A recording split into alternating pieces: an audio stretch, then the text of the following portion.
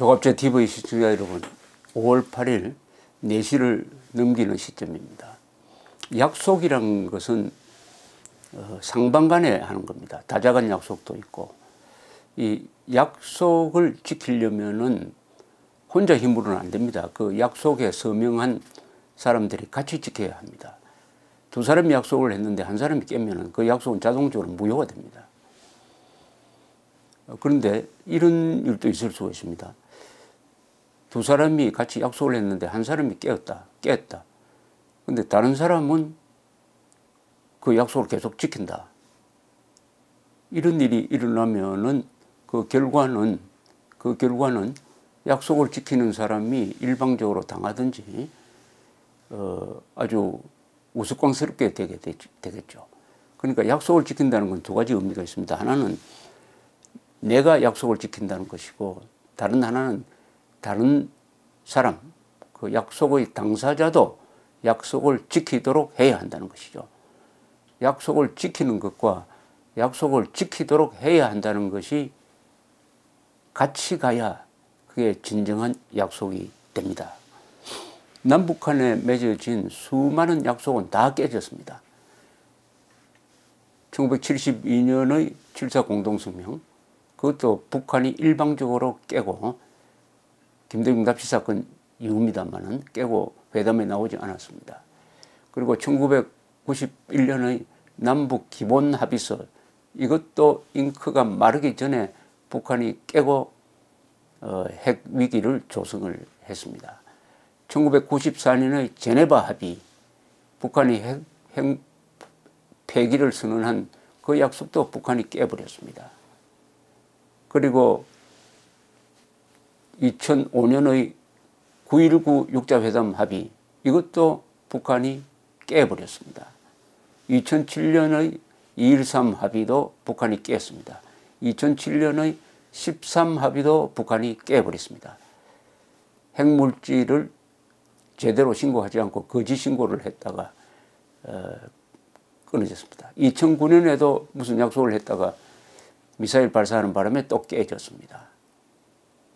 이런 식으로 계속 약속을 깨기 위해서 약속을 하는 게 북한 정권의 습성입니다. 그런데 지난 판문점 선언, 또 다른 약속이 하나 나왔습니다. 당연히 판문점 선언도 과연 북한이 지키겠느냐 의심을 해야 합니다. 확인을 해야 합니다. 믿으면 안 됩니다. 북한을 믿자고 하는 사람은 정말 곤란한 사람들입니다. 더구나 공무원이 나서서 북한을 믿자고 하면 국민을 오도하게 되니까 그런 공무원은 처벌해야 됩니다. 공직에서 밀어내야 합니다. 그런데 이상한 일이 지금 벌어졌습니다. 우리는 그 선언문에 적힌 두 가지를 지금 집행을 했습니다. 그 선언문에 휴전선의 대북 확성기 방송 안 한다고 해가지고 우리가 철거를 했어요. 그리고 북한에 민간인이 전단을 보내는 것까지 막고 나섰습니다. 그런데 판문점 선언이 있기 불과 이틀 전까지 북한이 만든 해커 조직, 히든 코브라라는 이 조직이 한국 소비자원 등을 상대로 해킹을 시도했다는 겁니다.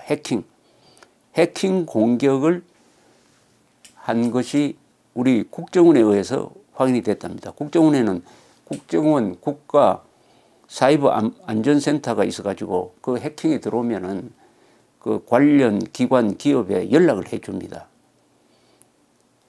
그래서 소비자원을 비롯해 공정거래위원회 산하 기관들의 웹사이트를 해킹하는 정황을 포착을 했다는 겁니다. 3월 31일에 했다고 합니다. 지난달 9일부터 25일까지 해킹 공격 양상을 국정원이 분석해 보니까 히든 코브라가 소비자원의 5개 IP에 대해 무차별 접근 및 해킹 공격을 시도한 사실이 확인됐다는 것입니다. 관련 IP를 차단해가지고 피해는 없었다고 합니다. 이 희동 코브라는 2009년 이후 발생한 글로벌 해킹 사태의 배후로 지목받는 북한의 사이버 공격 조직입니다. 지난해 5월에는 전 세계 30만 컴퓨터를 감염시킨 런섬웨어 워너크라이 사태를 일으킨 것이고 방글라데시 중앙은행 해킹 등을 통해서 돈을 빼내간 정황도 있습니다. 그거 참 이상하지 않습니까? 한쪽은 약속을 지킨다고 민간인들의 언론 자유까지 제한해가면서 전단도 못 보내게 하는데 다른 쪽에서는 계속 해킹을 하고 있다. 공격을 하고 있다. 이것은 무슨 위반이냐? 무슨 위반이냐? 이 위반입니다. 이 판문점 선언에 보면은 이런 조항이 있어요. 남과 북은 지상과 해상, 공중을 비롯한 모든 공간에서 군사적 긴장과 충돌의 근원으로 되는 상대방에 대한 일체의 적대 행위를 전면 중지하기로 했다. 여기 돼 있지 않습니까? 지상과 해상, 공중을 비롯한 모든 공간에서, 이 사이버 공간에서 대한민국을 공격한 겁니다. 그것을 안 하기로 선언을 했습니다. 또 거창하게 이렇게도 이야기했습니다. 양 정상은 한반도에 더 이상 전쟁은 없을 것이며 새로운 평화 시대가 열렸음을 8천만 우리 결의와 전 세계에 엄숙히 천명한다고 했습니다. 그렇게 하면서 이 지금 합의문을 기초를 만들고 있던 시점입니다. 지난달 25일이면 이틀 전이니까 이런 근사한 합의문을 적대 행위를 안 한다는 합의문을 막 만들었던 그 시점에 해킹을 했다. 27일 이후에도 해킹했을 가능성이 많습니다. 25일까지 하고 그만두겠습니까? 이렇게 하면은 벌써 판문점 선언은 이게 무효가 되는 거 아니겠까요? 무효가 되는 거.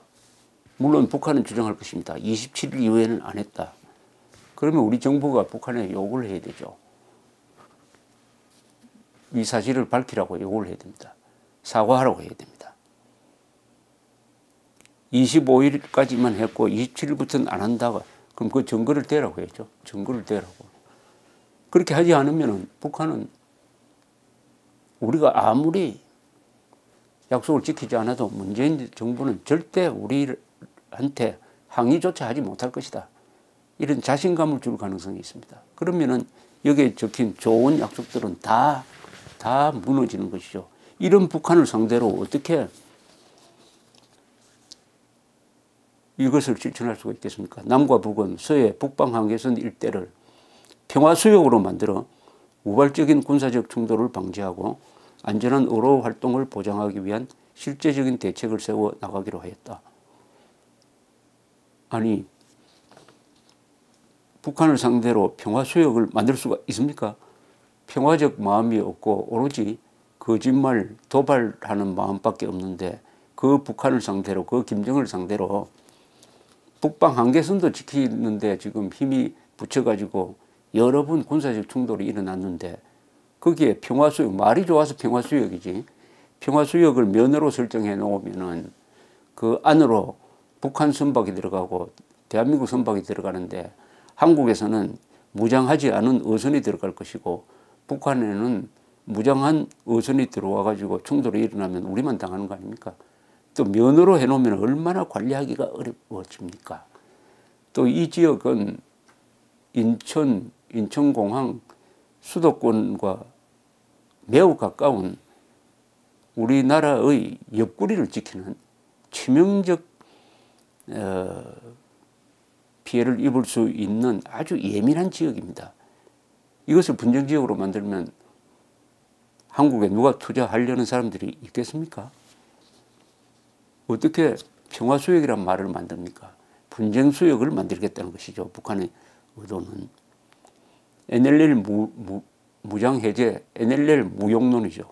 무용론이 실천되는 건데 이 사실은 뭘 보여주느냐. 이 남북한의 이 약속은 북한이 무조건 깬다 하는 것을 전제로 해가지고 우리가 북한이 깨면 손해가 보도록 만들어야 됩니다. 그런 보장장치가 없으면은 이 판문점 선언은 앞으로도 계속 깨질 것입니다. 계속 깨지는데 문재인 정권이 깨졌다는 것을 인정하지도 않고 거기에 대한 대응 조치를 취하지 않으면은 슬금슬금 휴전선이 남쪽으로 내려오게 될 것입니다. NLL도 슬금슬금 무너지게 될 것입니다. 그리하여 한 내년쯤 되면은 김일성, 김정일, 김정은을 비판하면 감옥에 보낸다 하는 이런 법이 국회에 올라올지도 모르겠다는 생각이 들 정도인 것입니다. 더 놀라운 사실은 이런 지켜지지도 않을 것이 뻔한 판문점 선언을 우리만은 지켜야 되겠다 이렇게 해가지고 이것을 국회가 비준 동의하도록 만들어가지고 법적 효력을 발생하도록 하겠다.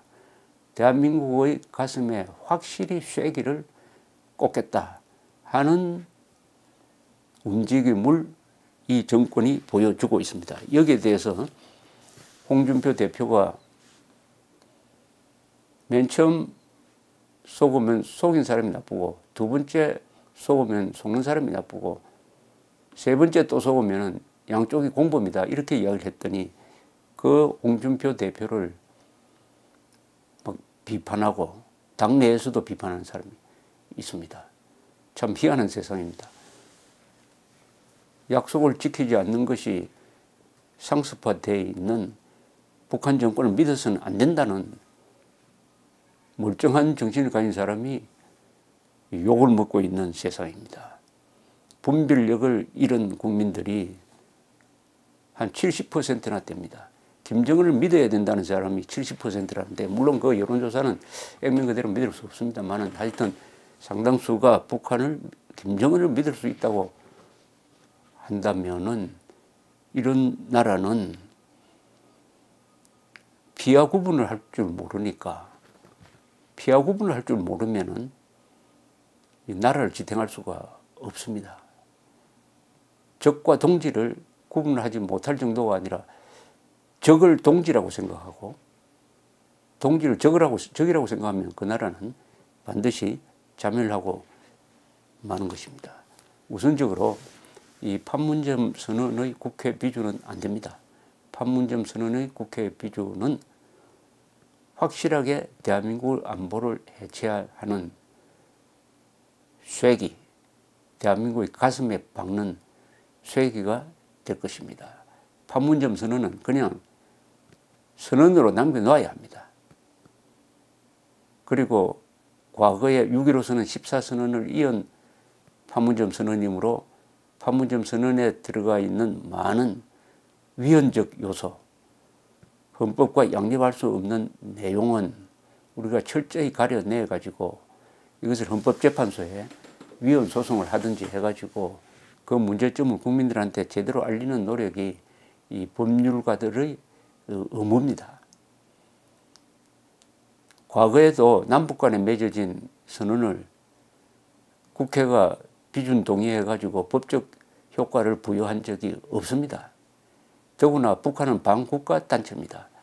반국가 단체와 한반도 유일한 합법국가가 맺은 약속을 국회가 비준 동의한다고 하면은 북한 노동당 정권을 우리와 똑같은 정상국가로 인정해 주는 것이므로 우리 헌법 제3조 위반입니다. 헌법 제3조는 한반도 영토는 대한민국 영토는 한반도와 그 부속 도서로 한다고 함으로써 북한을 반국가 단체, 반란 집단으로 규정하고 있다는 이 사실을 놓쳐버리면 안 됩니다. 북한을 국가로 인정하면 우리는 통일을 포기하게 된다는 것을 우리가 명심해야 됩니다. 이 판문점 선언문에 나와 있는 여러 가지 헌법 위반 사항, 특히 자유민주적 기본 질서에 입각한 평화적 통일을 추진한다고 헌법에 적혀 있는데 여기는 민족 자주에 의한 자주 통일을 주장하고 있다는 이 엄청난 위헌성, 반헌법성을 국민들이 알아야 합니다. 국민들이 이 판문점 선언을 밑줄 그으면서 비판할 수 있어야 자유를 지킬 수가 있습니다. 감사합니다.